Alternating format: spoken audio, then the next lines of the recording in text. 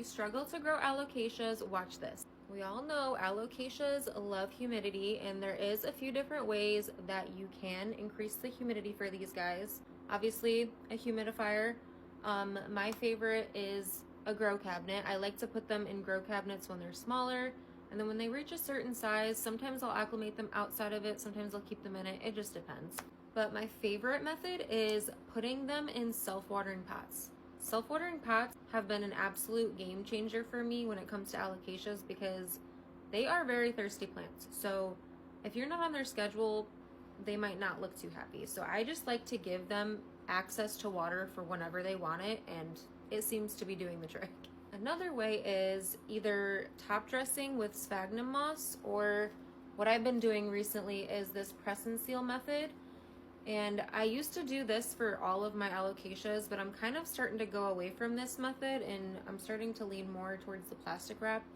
And the reason why is because sphagnum moss is messy. We all know that. It's a little bit messy. I like the exotic look that it gives, but it's just a little messy, and I feel like I was kind of testing out like which one I would like better when I went on vacation, and I've only been able to stay away from the house like for 7 days tops, like having all of my plants with sphagnum moss. But when I switched them all to this plastic wrap, when I came back after 7 days, I didn't have to water them for at least another 3 because they were still pretty moist, and they, sorry for that word, but they were still pretty damp in there, and the reservoir was still, they still had water in there. So I personally like this method better, not just for that reason, but that is a huge factor in why I do like it. Another reason is it's cheaper, it's more cost effective, and I do notice that they corm faster, like much faster. I've gotten them to corm fast with the sphagnum moss, but I just feel like it's happening so much faster with this, which I can understand. It's, you know, it's trapping like moisture inside there. So, and like even with my Eslani, I feel like this would have so many more corms if I would have switched it already by now. I've only gotten 1 corm off of this. And yeah, I'm definitely going to be switching her to the press and seal as well. But let's see, I even put it on this tiny little pup as well, and it's already corming. Like, this is a tiny alocasia. So clearly this method works.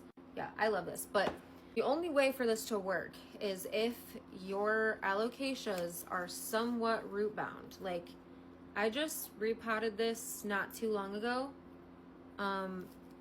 and it's starting to fill out again. This is gonna be in here probably for a while.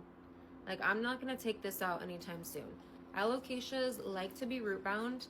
If you have them swimming in some type of substrate, like, and then you try to put them in a self-watering pot and do the press and seal, it's gonna rot on you and it's not gonna work. Like, this is like the main technique in order for this to work. You have to have them in smaller pots, and they need to be somewhat root bound. Like, that, I can't stress that enough. Like, that is the only way that they will thrive. I've seen people say that they have, you know, bad luck with using self-watering pots and doing this type of method, and 9 times out of 10 it's because they're in too big of pots. So just keep that in mind. But yeah, save this video and send this to somebody in your life that's trying to grow alocasias and they're just not having good luck. I'm telling you, this method works like a charm.